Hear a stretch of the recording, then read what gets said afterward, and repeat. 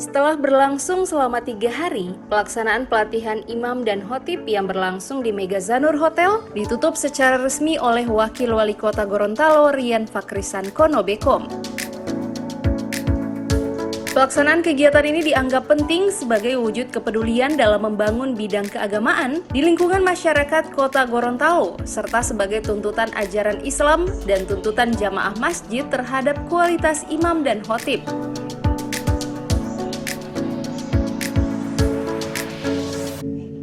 Pelatihan imam dan khotib ini wajib mendapat dukungan dalam rangka membangun mental dan spiritual umat, terutama untuk para imam dan khotib, agar bisa menjalankan tugas dan kewajibannya dengan prosedur yang benar sesuai syariat ajaran Al-Quran dan hadis.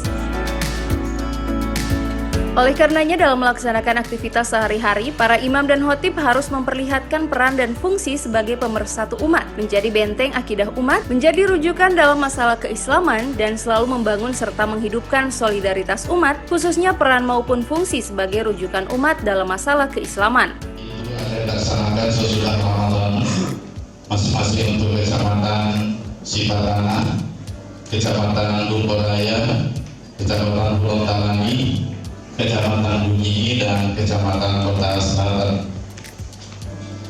Perlu juga kami sampaikan kepada Bapak Wali bahwa kegiatan pembukaan telah dibuka langsung oleh Bapak Wali Kota Gorontalo Haji Martin Atta SCMD, dan pada saat itu beliau menitipkan pesan untuk penutupan, tolong saja diundang Bapak Wakil Wali Kota, yaitu sebagai pemersatu umat, menjadi benteng akidah umat, dan menjadi rujukan dalam masalah keislaman.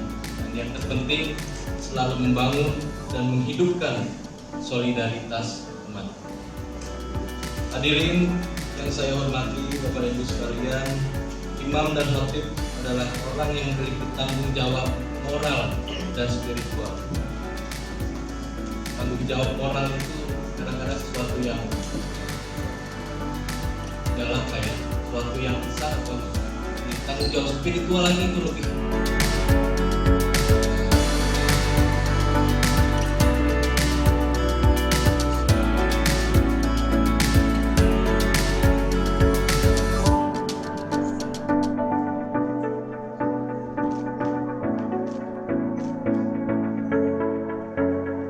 Tim Liputan Advertorial Mimosa TV.